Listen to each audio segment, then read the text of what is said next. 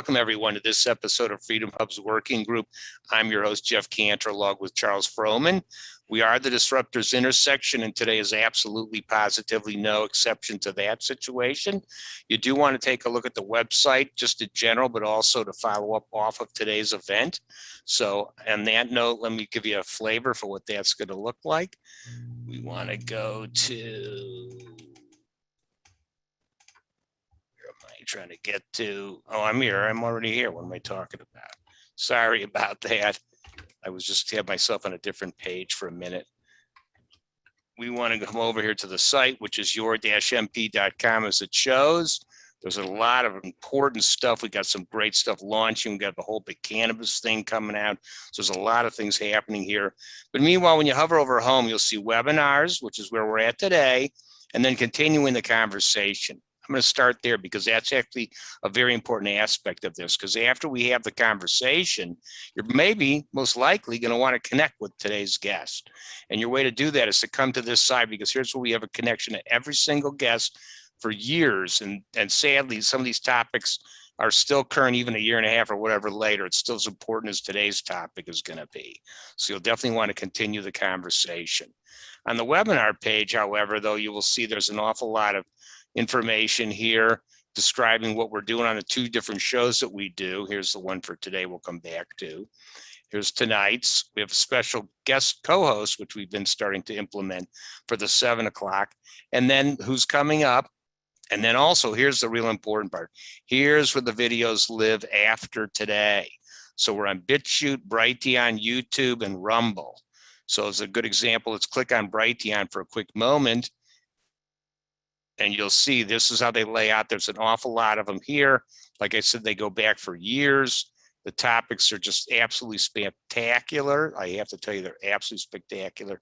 So if you haven't checked any of these out in the past, please feel free to do so. But let's get right into today, because I know we're all waiting with bated breath here to find out about what in the world is going to start to happen to us if we don't wake up and take some action.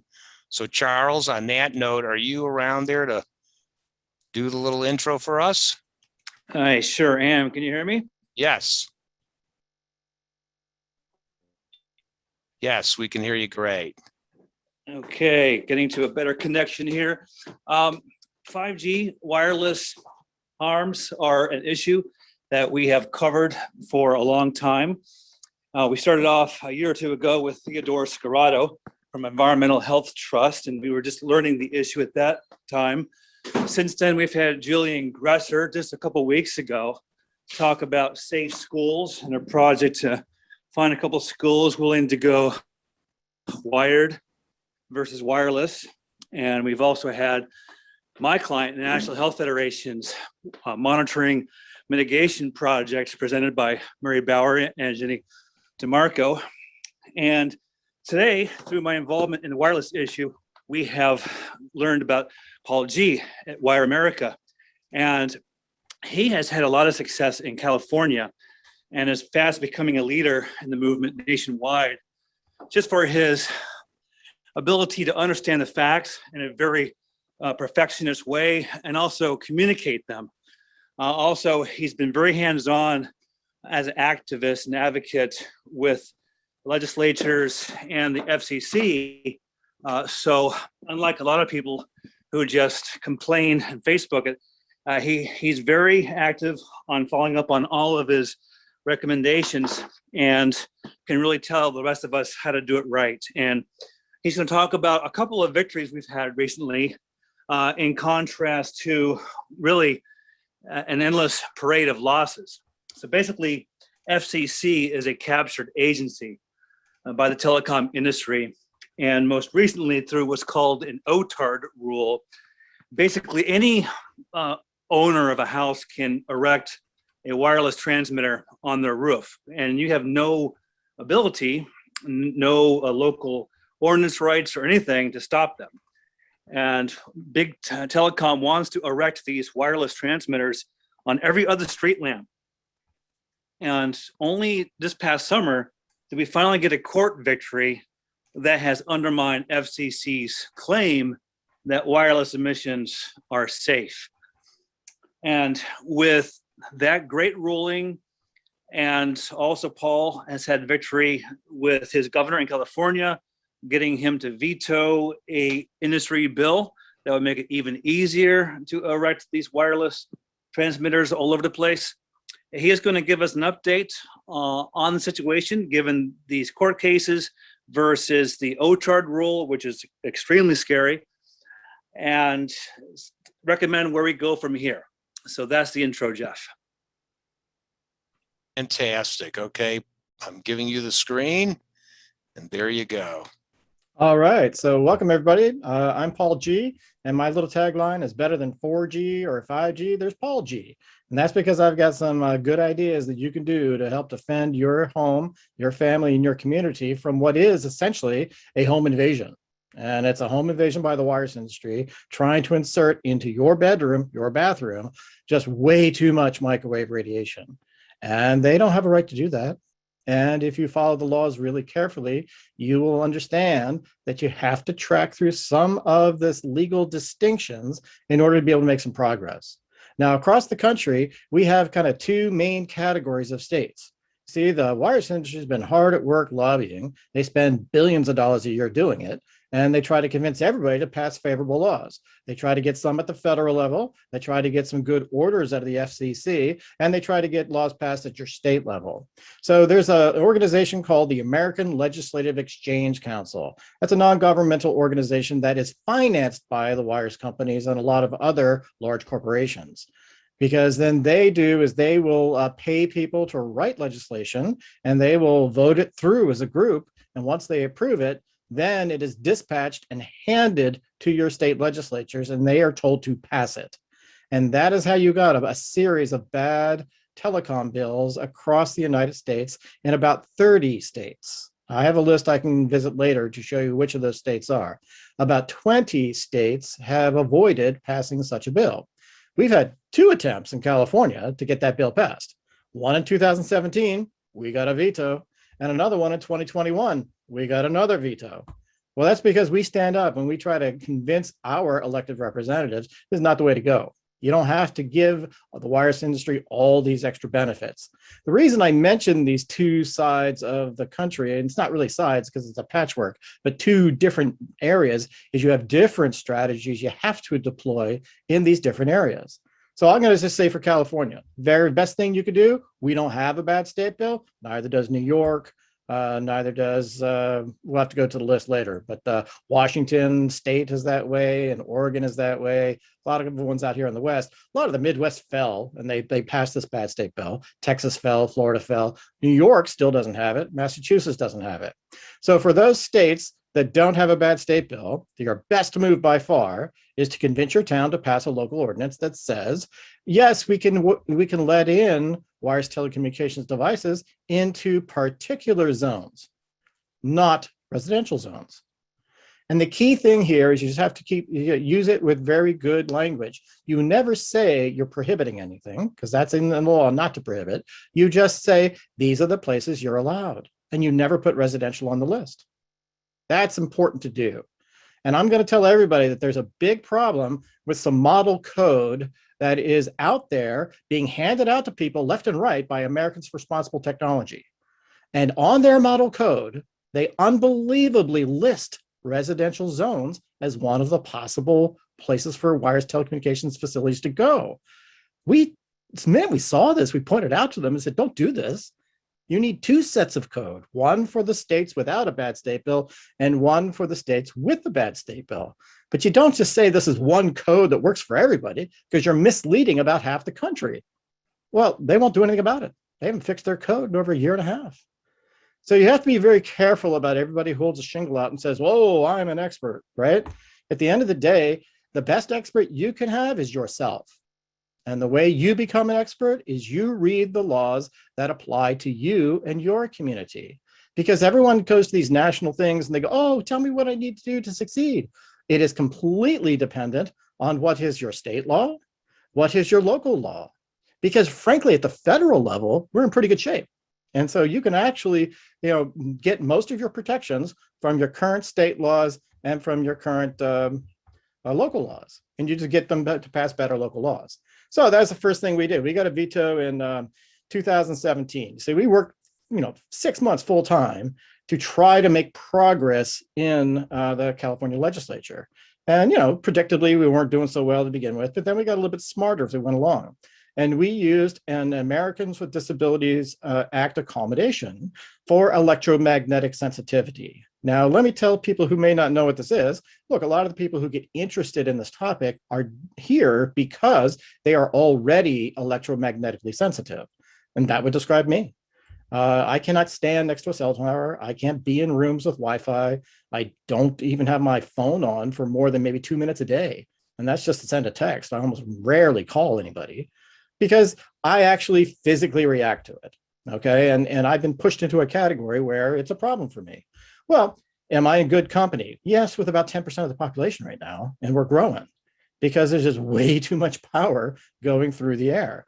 And, Arthur Furstenberg just sent out this whole big thing today, and it's very well done, but it's even at low power, it's a problem. Okay. So there's really not a prescribed best power for any of this stuff. So, we have a federal government that stepped forward 25 years ago and said in a law, well, we need a nationwide wireless network. And so they've been doing it for 25 years. But right about now, they're done. Right about now, there's no more need to do anything more. We have a nationwide wireless network for telecommunications. Telecommunications is different than communications. Telecommunications has a very particular definition, and you can ride this definition all the way to victory in your town. Telecommunications definition is very simple. It's going on right now. There is voice leaving my mouth and it's going through the wires and going directly to your ear. Is it getting changed or transformed along the way? No, it's not. Okay, so we're getting it there directly. And in yesteryear, it was through a switched network, but today it can still happen over the internet. But the point is, it is not something that is part of a database. It's not something that's part of a web application. It's not anything where there's programming involved. It's just a direct transmission of communication by voice. That's telecommunications. And that is all they have preemption for. And this is a key fact most people miss. They get confused, and the wireless industry has talked them into thinking that any use of wireless is part of this scheme, and we have a chance to do any wireless thing we want because we have a law to support us. Nothing could be further from the truth. The only rights you have to come into community is to provide wireless outdoor phone calls. Outdoor, not indoor. Outdoor. What? Don't they have to have in-building coverage? Don't they have to actually come into my living room or in my bathroom to make sure that I can make a call? No. They have no right to do that. And there's your problem. Everyone's getting talked into, modern technology means that we need these extra antennas to get more power into your house in order to have this great functioning network. That's a great business idea for us. It makes us lots of money, but your town doesn't have to go along with this at all. Your town can have a very simple test. And this test is established in the U.S. Courts of Appeals for almost every circuit. There are 11 geographic circuits in the U.S. We're in the 9th Circuit in California. The 2nd Circuit is back in New York. All right. So this simple test, it was decided in 2005 in California, but in earlier years in other circuits. And it's simply this: is there a significant gap in telecommunications service? Yes or no? Can you bring evidence forward to prove that you have that gap? If all your town requires is that test, you win, because there is no gap. Because the definition of a significant gap in telecommunications service is the ability to make an outdoor phone call in most places. Not every conceivable place you can imagine, just in most places. So what does that mean? On the major byways and highways, if you break down, you want to be able to make a wireless call to be able to, summon some help. Okay, got it. So pretty much on your highways, you have to have it. In neighborhoods, yeah, generally, if you can go out on your porch or walk down the block and make a call, you're fine. Do you have to be able to make a call inside your house? Nope, not for a significant gap. Because this is what they have. This is a really key important point that you can bring up in any argument in any meeting. Hi, folks. We're living in an area where we don't have a lot of wireless signal. And yeah, we really can't make phone calls inside by trying to connect to a tower. But what can we do? Well, we get cable service or we get fiber optic service. And we can turn on a little function on our phone called Wi-Fi calling. There you go. You can turn on Wi-Fi calling and you use your internet connection you got by wire in order to place a call. There you go. So there is no argument for, oh, you have to have enough telecommunications signals from the tower to make a call inside your house. That doesn't exist. And that is what you really want to think about. You don't want to go along with the home invasion of too much power coming right into your house. You're much better off served by large macro towers that are 200 feet in the air, 2,500 feet or more away from you. Well, that describes their strategy from 10 or 15 years ago. That's how they built all their cell towers back then. And there weren't as many controversies back then for cell towers because they do what Andrew Campanelli says they did. And he asks for this in every single town. You need 3 cell towers in a town to cover the whole thing. You get one at the dump, you get one at the electric substation, and you get one at the sewage treatment plant. Boom, you're done. You don't need another single tower. That's it. You're finished.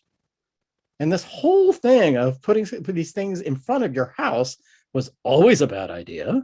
It is not supported by the laws. It is not supported by the court decisions. It is not even supported by the act of itself. The 1996 Telecommunications Act has a definitive document that tells you what its legislative intent was. And before we end, I'll show a few things on my websites, but this is one you can take to the bank.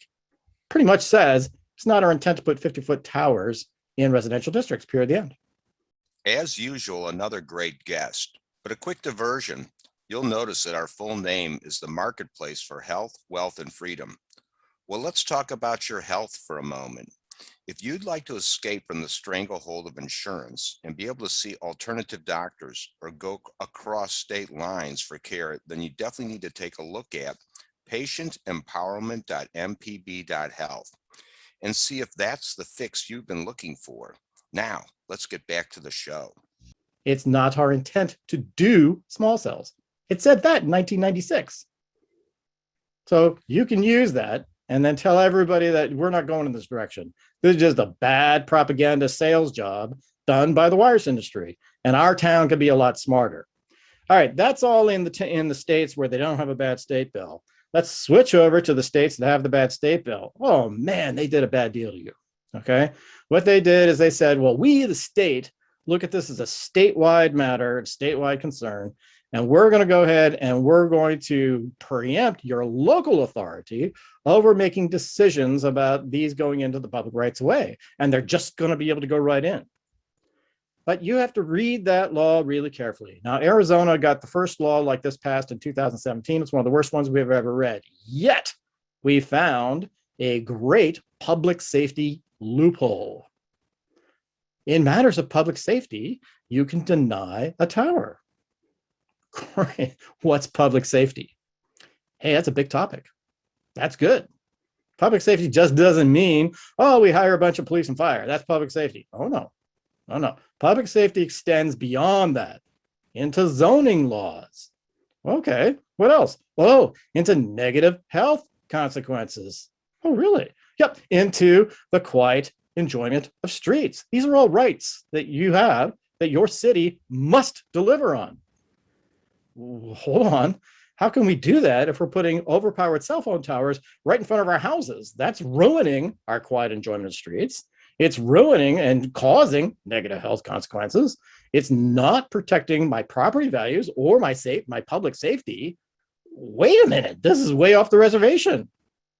How do we get around it? Invoke public safety. Don't invoke health effects. See? Invoke the larger category, public safety, because they know they have to do something about public safety. Okay. The only reason they don't touch health effects is because that was a propaganda war won by the wireless industry. And if we have time, we'll go over that because that's another specific page on my website. But it's nothing more than a propaganda war. It's not real.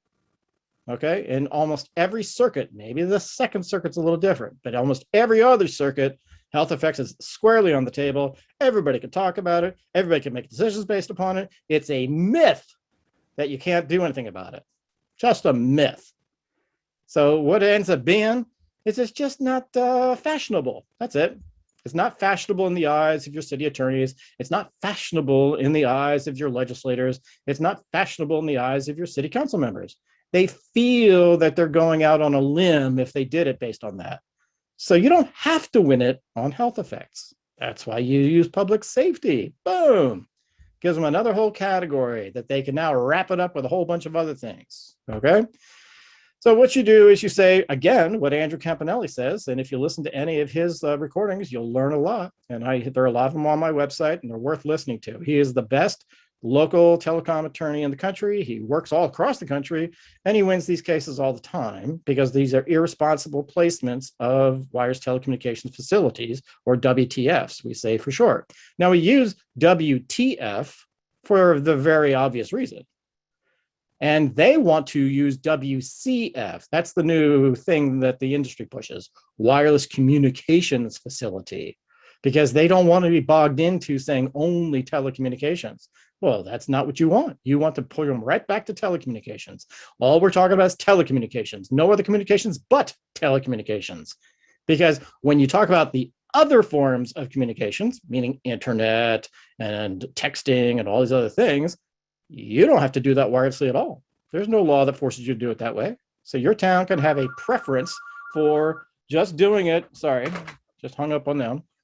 Should unplug my phone. A preference for how you would like to get internet. And frankly, the best way is by wire, of course.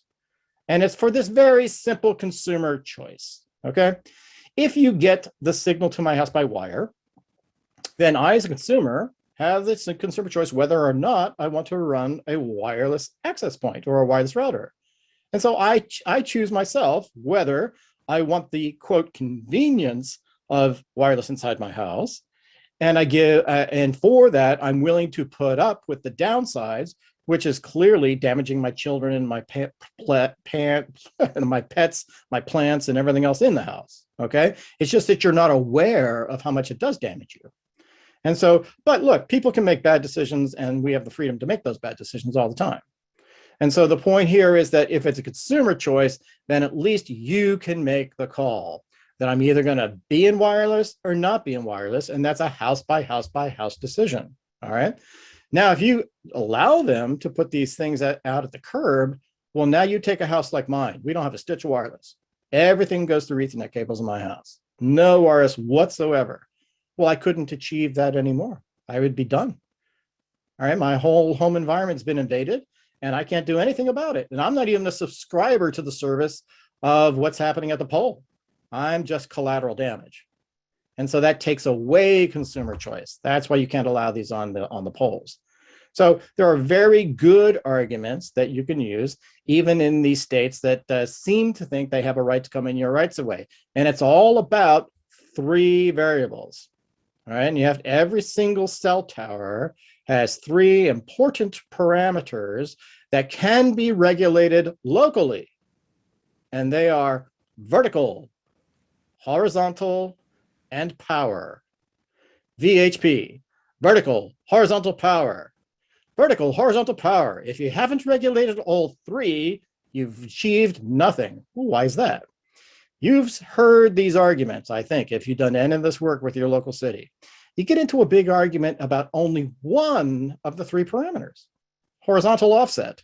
And you sit there and go, oh, we have to be 2,500 feet away. Oh, well, we can't do that if we're in the public rights of way. So we'll compromise, and so we'll say it's, 50 feet from your house. You go, no, it's got to be further, so it's got to be 500 feet from schools. Oh, no, it's got to be 100 feet. Oh, we go back and forth between these numbers. Oh, we compromised on 350 feet, and you think you've accomplished something.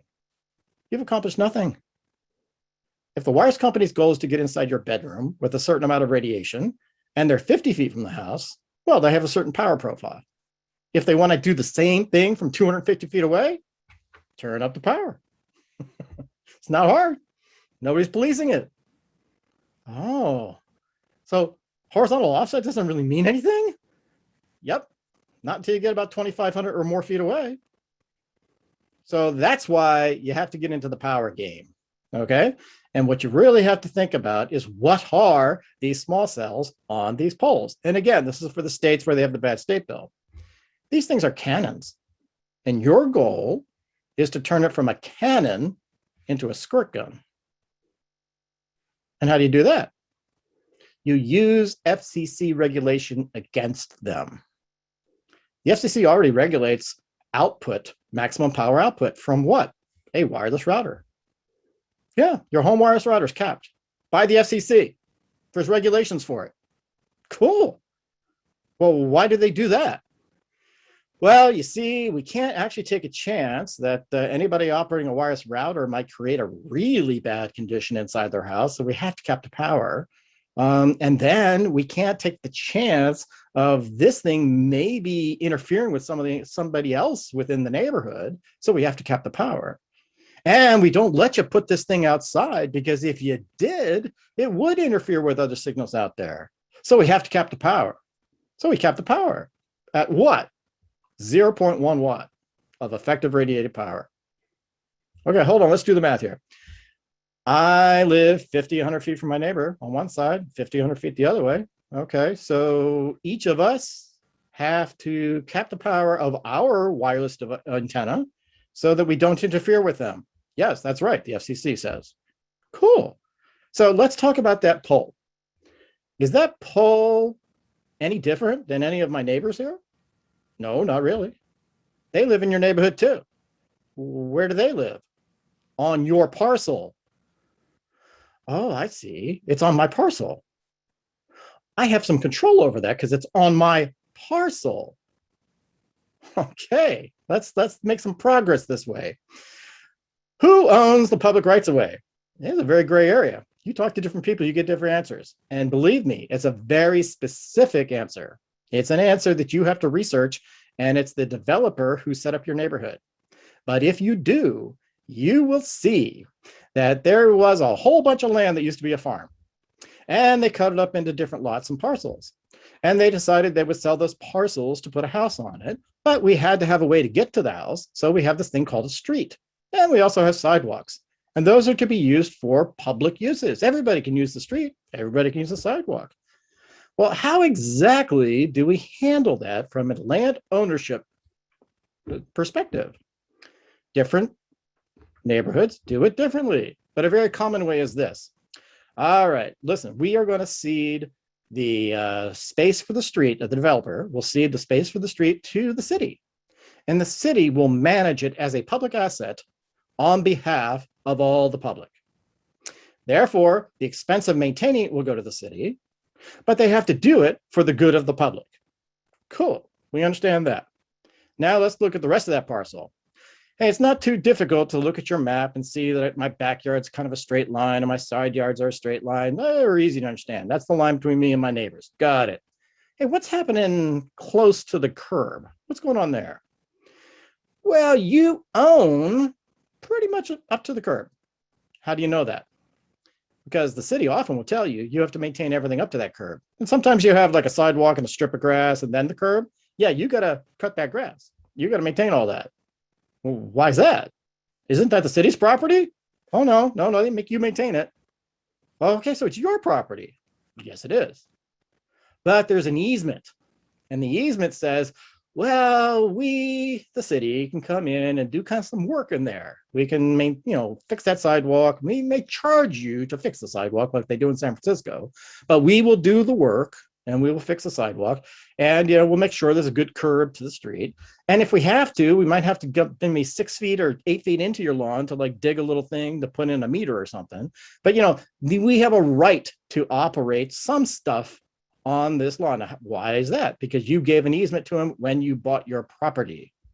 But look, this whole thing is tied to your parcel. And what we're discovering, this is new learning from the last week. I'm working with attorneys on this. We are discovering that the wireless industry is trying to get some extra propaganda benefits. They are convincing cities to issue permits to not the landowner, but to the owner of the structure on the land. What? This doesn't ever happen. Okay? You don't ever get a permit for the pool that's in your backyard that is only assigned to the address of that pool. that is a permit issued to that address of the parcel on which you build the pool, on which you build the fence. So you couldn't have somebody go in and put a pool in your backyard unless they checked in with the landowner. Makes sense, right?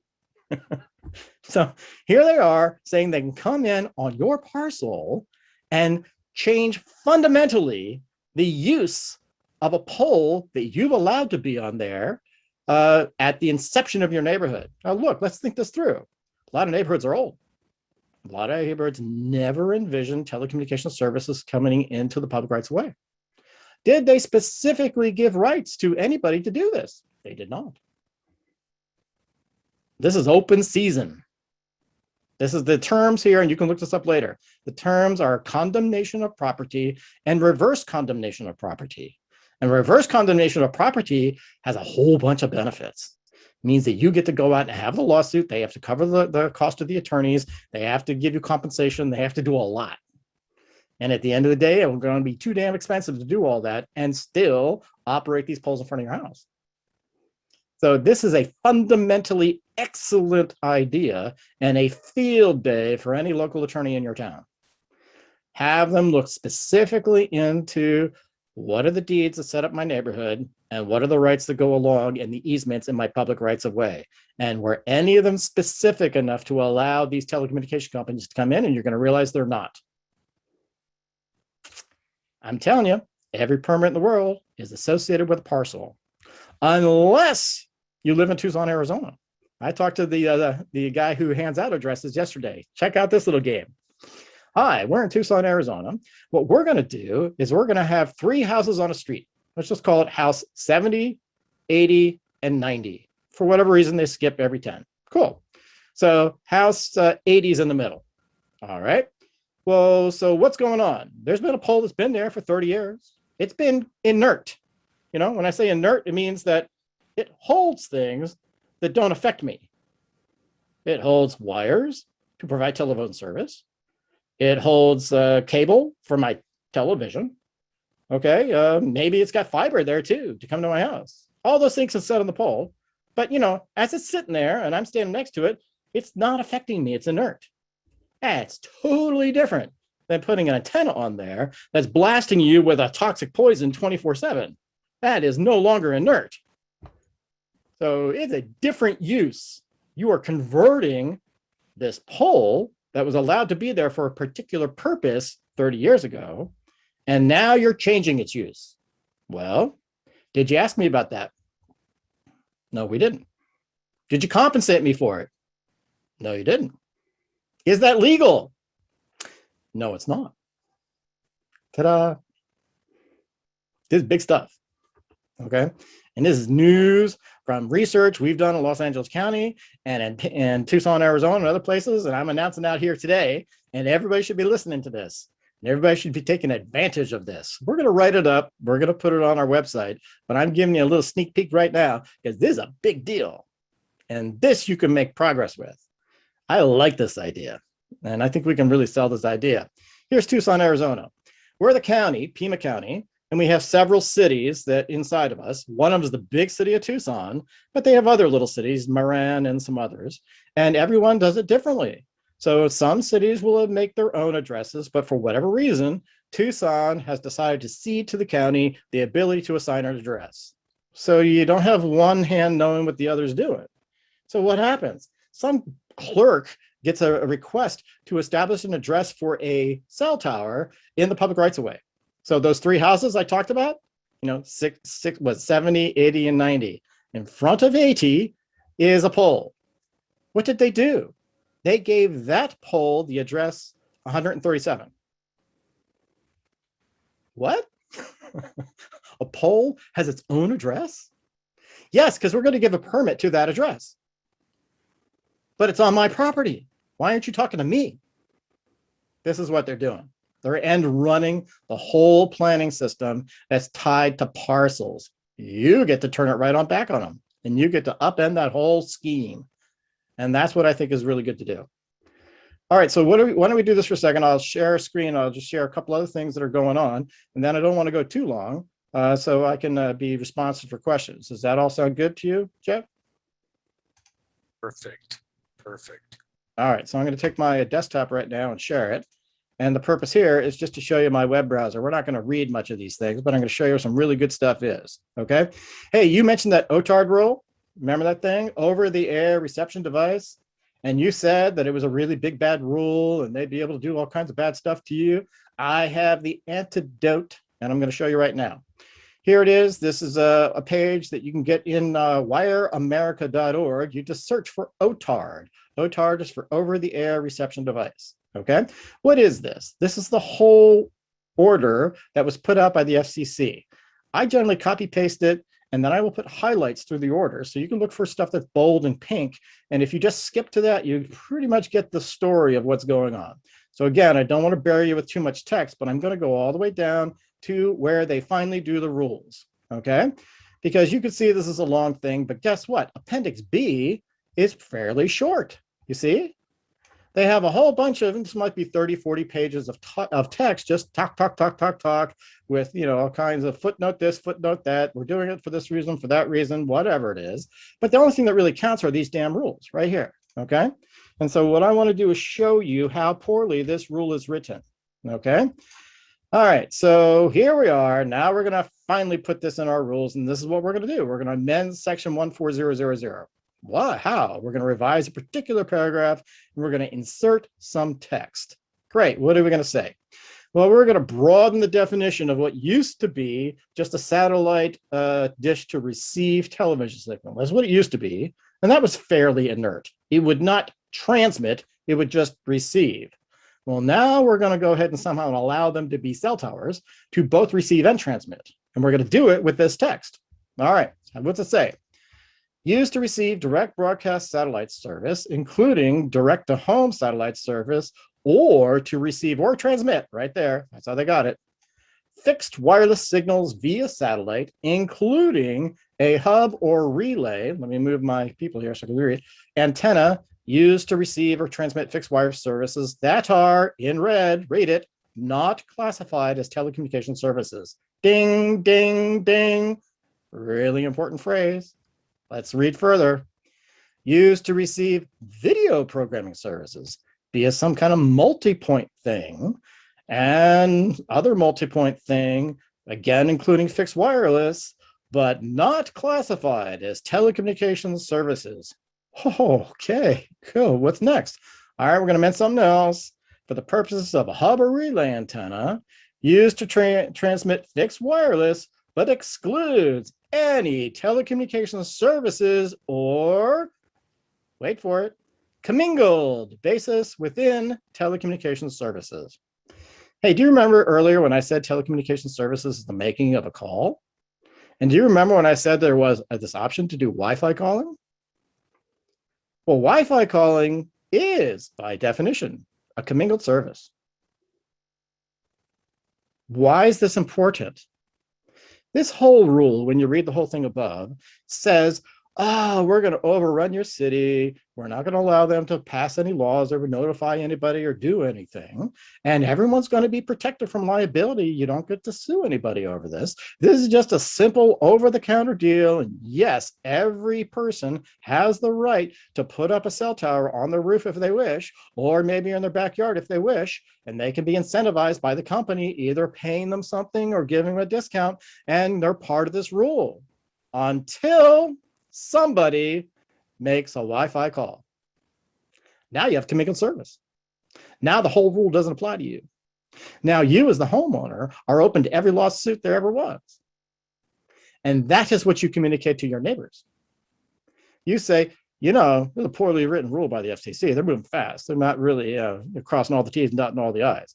And so you may think that this company's pitching you to tell you that you could save $10 a month on your internet service. Well, that might be the most expensive decision you ever made, because you might have saved maybe $100 a year on your internet, but I'm going to own your house. I'm going to go after and get your house because you are ruining the quiet and enjoying of my home, and you can't do it because you have a commingled service. This rule doesn't apply to you. You got sold a bill of goods. Look, most people won't take the risk. Most people will say, fine, I'll just stick with my cable. Thanks. Thanks for informing me. And that's how you use this really poorly written rule to your advantage. Okay. Look, we're trying to win a whole lawsuit on this OTARD thing, and we're going to try to like put it aside. That's what children's health defense is all about. But I mean, in the meantime, if you can read these really poorly written rules and use them for your advantage, you can make a lot of progress. And we went into Dalton Gardens, Idaho, October 7. There's a page I can show you, and you just listen to 20 minutes. I did 20 minutes, and I talked them out of putting in a bad city-sponsored wireless ordinance and going exactly the other direction. And they hired Andrew Campanelli, and they're going to get a good ordinance in there. All right. And this is the kind of thing you need to do. And this is a community by community kind of effort. And it's a little hard because you have to get some expertise before you can start making some progress. But it's a 3D chess game, and you can mostly catch these guys on poorly written rules. Hey, I'm going to show you another one right now that is really valuable. Okay. And I'm going to go to this site called ourtownourchoice.org. So what about your wealth? If your money could actually talk to you, would you listen to it? Well, with the DNA Network Academy, your money actually can talk to you. And it's going to tell you just what it told this client. This family had over 24 debts, mortgages, car loans, the works. They were on track to take 20 years to pay it all off, and instead did it in 8.5. Plus, they did it without refinancing, making more money, or even changing their lifestyle. So find out for yourself with a free analysis that is completely confidential. No personal information, no social security numbers, no credit checks, none of that nonsense. But what is exciting is that the outcome of that report you receive is a guaranteed outcome for you. To get that report, head on over to bit.ly/debt to wealth. You will arrive at this simple form. Fill it in as simple as lender number 1 and credit card number 2. What really matters is the accuracy of your numbers. You'll be able to see that if instead of 20 years or whatever your number is, that you may actually be out of debt and on your way to wealth in as little as 6.3 years like this client. And if somebody wants to put this in the chat, they can. But what you're going to find here is that in solutions, we have two really important pages, one on NEPA and one on KITOA. NEPA is awesome, okay? This is a whole page that describes everything to you, and it basically will give you a video, and you can watch it. I have a little cell tower college thing here, but we talk to the FCC about once every 6 months, and we put attorneys on the line from our side, and they have attorneys on the line from their side, and we have a full official half-hour conversation. And as such, that gives us standing in the FCC, so we can file if we need to. Okay, so I've talked to basically the NEPA queen, Erica Rosenberg, since retired, but her boss, Garnett Hanley, we got her to admit something, and I put it right here.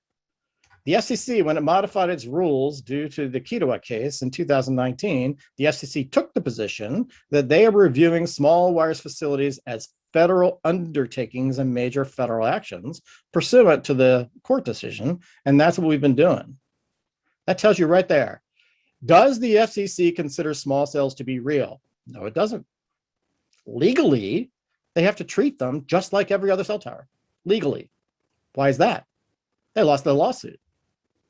The lawsuit was vacated. The order behind that lawsuit, 18-30, was vacated and remanded. Meaning they lost the definition of a small cell right there. They're being very quiet about it, but it's true. You have to understand, the whole small cell agenda was built on the foundational brick of saying there's a whole class of small wireless facilities that doesn't require environmental review. And then for that definition of facility, we can add a whole bunch of benefits. Well, once the definition goes away, none of this works anymore. There's no foundation. We're one court case away from establishing all this. So I just want everybody to understand, that this is a real opportunity for you. Okay. When you read down this page, you will see that they tell you all over the place exactly what it takes in order to make a NEPA complaint. And you can make a NEPA complaint. Now, here's the problem. They went ahead and changed the rules. First, I have to check when the audio on my side has changed. Is everybody hearing me okay? Charles, can you hear me all right? Yes. Okay, for whatever reason, the audio changed for me, but at least you can hear me. Hey, here's two links. One is to their website. And when you go to the website, it no longer lists a rule that we depend on. When you go to this link on the PDF, it still has the rule, okay? The rule is a very simple rule and can be applied to almost all these small cells, all right? And it's on this page, and if I can find it, I'll show it to you quickly, but if I know it by heart, so if I don't find it quickly, I'll tell you what it is. It is a rule in 1.1307 in table 1, and it says, if your cell tower exceeds the federal maximum public exposure guideline, which they all do, at some distance from the tower, maybe it's 10 inches out, maybe it's 2 inches out, okay? If it exceeds it, that's criteria 1. If the lower edge of the antenna is less than 10 meters from the ground, that's 33 feet 8 inches, and it outputs effective radiated power from all channels greater than 1,000 watts, then it must go through an environmental assessment by rule. It's nobody's judgment. It's nobody's, oh, you have to find a frog that's being hurt. You don't have to do that. You invoke the rule. The rule's in place for every cell tower that came forward from August 9th of 2019 all the way through May 3rd of 2021. We are doing these complaints every week. And this is what the FCC's done. The FCC doesn't want a rule on this. So the FCC will take your complaint in and they will contact the applicant, and the applicant may or may not respond. But generally what happens is the tower doesn't get built because they don't want to enforce the rule, because they're in the midst of changing the rule so they don't have to run into this rule anymore. But you got a lot of towers that qualify under this rule. So I would definitely use it, okay? And it's all here on the NEPA page, okay? And it stems from this page, all about KEDWA versus the FCC. And this is worth reading as well. And it tells you all the great things the judges said in that ruling, which is the first one that started attacking the small cells. You know, unlike what Charles said early on, the FCC hasn't won many things in the last 2 years. They've lost almost all of them. So we are gaining traction every single day in the courts. And that's what happened on December 13th. We had a great ruling, okay? So I just want to give you a quick tour of some of these websites so you can go back and visit them. Our Town, Our Choice is a very good site for that. All right, so let's go back now to this one. This is actually a good. What is the opposite of wireless, right? I asked this of people, and a lot of people say, well, I think the opposite of wireless is wired, isn't it? And we go, well, think some more about wireless. What is the foundation of wireless? Well, it's really deception, right? They tell all kinds of lies. There's deception in the setup of the guideline. There's deception in specific absorption rate. There's deception every step of the way. Even in the little propagation maps they bring forward, it's all deception. It's all lies. The whole thing is built on lies, okay? Well, so the opposite of wireless is actually liarless. And so that's what this is. This is liarless.com, okay? And we set this up in our fight against California, against the bad state bills in California. And we just profile what's disastrous about these small cells, and we pin it on this guy. This guy is Dr. Tomas Aragon, and he's a pretty special guy. He used to be the director of the Department of Health in San Francisco, and now he's the director of the Department of Health for the state of California. And I met with him in October of 2019, and I actually gave him evidence of child endangerment from one of these things, because we have the evidence, right? It makes these kids sick. And so kids got sick in Sacramento and in San Francisco within weeks of turning the tower on, and they had to go and spend tens of thousands of dollars to shield their house and maybe move and get these kids treated. And this is the definition of child endangerment. Well, he's a medical professional, and he has a duty to report child endangerment. He hasn't reported yet. We can make him do it. And we should. And the whole point is, if he doesn't, he's not meeting the requirements of his medical license. And I don't know how you become the health director for the state of California without a medical license. He's had this information since October 2019. His whole city is very angry at him for skipping town without actually fixing the problem in San Francisco. But he did skip town. He went to California, and Gavin Newsom tapped him on the shoulder and said, come work with us. Well, he's still there. We really still can make this, put this on his plate. And here's the key thing. Most people don't realize Joel Moskowitz is this great guy at the University of California, Berkeley, who actually collects a lot of the research, and he talks to a lot of the media all about this peer-reviewed research of how people get damaged by radio frequency microwave radiation, right? So you would think, okay, great. So what's the connection here? Moskowitz is the boss of Aragon. Aragon is an assistant professor there. They know each other personally. So the very evidence that Moskowitz gave the appellant in San Francisco is what was put on his desk in October of 2019. So there's no way. It's all in the record. He can't walk away from it. Right? So the bottom line is he's pregnant with this and he needs to do something. And now that we've had that great ruling on August 13th, there's no way. There's no way he can actually still stay silent. We're either going to get him to come out and do the right thing, or we're going to basically say that you never reported. Let's see what effect that has on your license.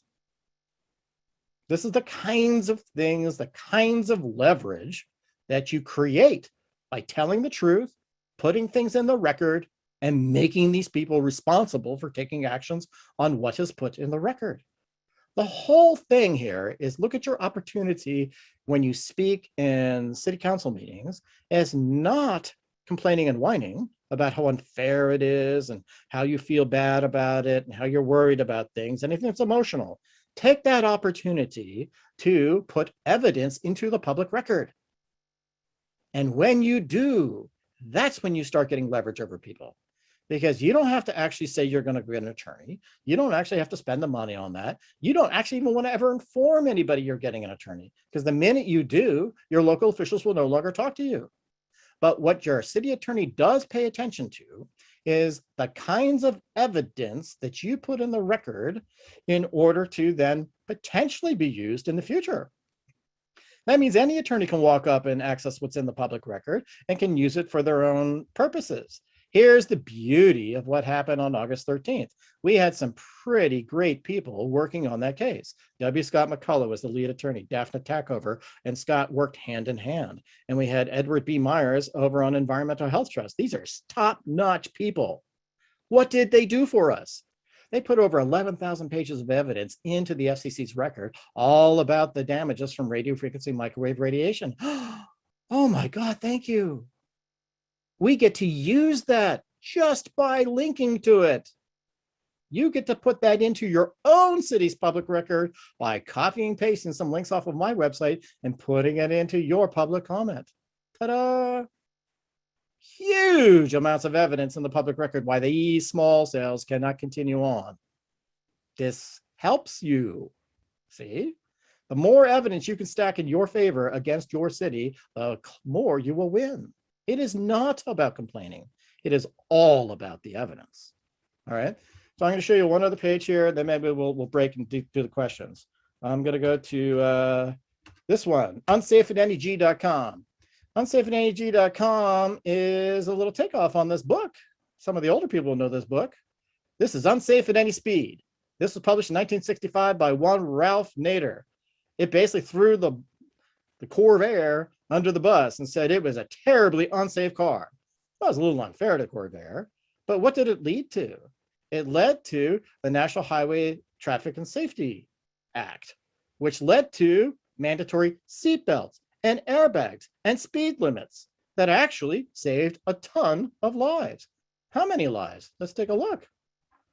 We used to kill 100,000 people a year on the roads. Way back, it kept going down and going down and going down to now we're only killing about 30,000 a year. Well, it's still bad that we're killing 30,000 people a year, but it's a lot better than killing 100,000 people a year by putting in decent regulation. So that's the whole point here.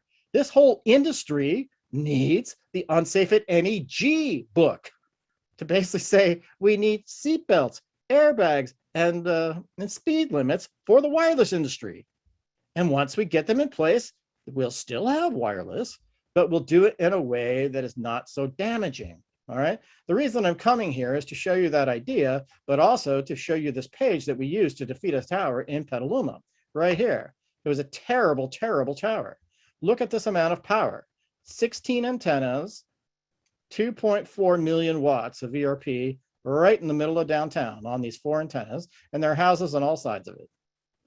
They came forward in August of 2019, and it wasn't until January 2021 that we got them to walk away. And how did we do it? This page will show you the evidence we put into the public record. And every time I put an email in, I give it to everybody, the city attorney, to all the council members, all the planning commissioners, all the historic committee members. Nobody's left off. And I say right up front, this nice little paragraph. And this is what you need on every one of your emails right here. This is a trick. Use this one, copy paste this. Hey, City Clerk Rhodes, will you please add this email letter to the public record for a particular file? Will you please print it, put it in the paper file? When it goes forward, we have to make sure it's there. We'll be following up to make sure you're managing the public record right. That's your job, City Clerk. And so we did this. And we have in that file 4.5 inches of evidence that dwarfs the size of the application. We won. Verizon walked away. They realized we had the evidence stacked against them. That's how you win. That's exactly it right there. One other announcement I'm going to make is that we know there's a lot of information, and we are going to go to another page. Let me see if I can do this here. This is a Zoom problem. You can't get to all your tabs easily. There we go. So it's right behind this one. Hold on one second. There it is, bite size. This is the new site we're putting up. This is called The Truth About Wireless Bit by Bit. It's called Bite Size Gigabytes and Gigabits. And what are we doing? We're going to do a video podcast. It's going to go out twice a week. And it's brought to you by some people who are already in our movement who know a lot about this. And so we're going to go ahead and put these out as video and audio podcasts. You can get them in your podcast catcher. And we have a whole series of things that we hope to do. Okay, so what we go is we'll go into the media side, and your hosts are over here, and they are Jenny and Courtney and Heidi. And these are moms who are smart, and they're defending their communities and their families, and they're going to share with you what they've been learning. And what do we have is in the video podcast, they have these recurring things, and these recurring things will be short programs. Number one, we're going to do 2-3 minute how-tos. Okay, really helpful how-tos. What's the best way to wire my house? Quick how-to. That's great. What's the best way to manage my phone? Quick how-to. What's the best way to do testimony at my local city? A quick how-to. So the whole idea is to get this good information out to you simply and easily. And you can always, email us if you have any other questions and want some extra help. And then we're going to have these things called layman's corners. Okay. And what that is just, what do you say to somebody who knows nothing about this issue? How do you get through to them? And so we go through a series of those. And then there's symptoms and snake oil. All right. Well, that's about, hey, there's an economic opportunity out here, right? A lot of people think, oh, you have to protect yourself from radio frequency microwave radiation. I will sell this product. I will make certain claims to tell you it will help you. Look, there's a lot of stuff out there that doesn't do anything, but they keep selling it to you. So you should at least know what is good and what is not good, what works, what doesn't work. Okay. Mini bites. We have a woman fighting a cell tower, Courtney, in Pittsfield, and her kid is 13, does 30 to 60 second public service video announcements. We're going to feature those. Okay. We'll have stuff about electromagnetic sensitivity. And then we'll sit down with Judge Heidi and talk about telecom law, because Heidi's done a good job and she's mastered a lot of this. So the whole point is it's going to be a fun thing. People really enjoy it. It's going to be on YouTube and Odyssey and BitChute, and it's also going to be in your podcast catchers. So that's coming down the pike, and we're just in the planning stages of this. It'll probably launch on November 1. Okay. So in addition to that, there's a lot of good information just at Wire America, and that's got a little blog and search tab, so you can always search for there. And there's ways to stay in touch with people, and so it's an easy way to get more information. So why don't I say that I said enough for this time that we have, and answer any questions that people have. All right, very good. You might want to stop the sharing. We can see you again. No worries. And that was fantastic, I have to say, as expected. And boy, I have to say, you've also done a phenomenal job of getting everything together under one roof. You've also exemplified the importance of the continuing the conversation feature of our site, because that's where people are going to be able to connect with you later, find all those other links and the like. And what we really do at the moment, because we've pretty much eaten our entire time slot with this, but I didn't want to have you take a breath. It was way too important. We really only have time for, let's say, 1, maybe 2 questions. And then everybody's going to want to rewatch this video, share it, as well as continue the conversation. So on that note, anyone that has a really quick and important question that can, get a short answer, please raise your hand. There have been a number of things in the chat for sure too. So I think we've got everybody dumbfounded. So that's okay, because it was a lot. It was important because you were really drinking from the fire hose there, but I have to say it was fantastic. Let me for the moment show what I was referring to. When you come to the site and you go over home, there's continuing the conversation. Looks That's like where Nancy raised her hand. If you I'm going to come to her in a second. Okay. So this definitely is where you're going to want to come. He's going to be on here within a day or so, and then all the videos will be posted within a day or so. So you're going to want to take advantage of connecting and see where we can go. So, but let's let Nancy ask her a quick question, and then we'll let everybody follow through with you accordingly after the fact. Nance, go ahead. Hi, Paul. As you were talking, I was putting questions in the chat. I've got quite a few of them. I'm wondering if you could copy the chat and answer some of those questions. Maybe in I just saved the chat, and what I'll do is I put an announcement of this on Wire America. So I'll just go ahead and add to that page some of the answers to whatever I see here. Okay. Most of my questions are related to, I'm in Colorado, and we have one of those ALEC laws.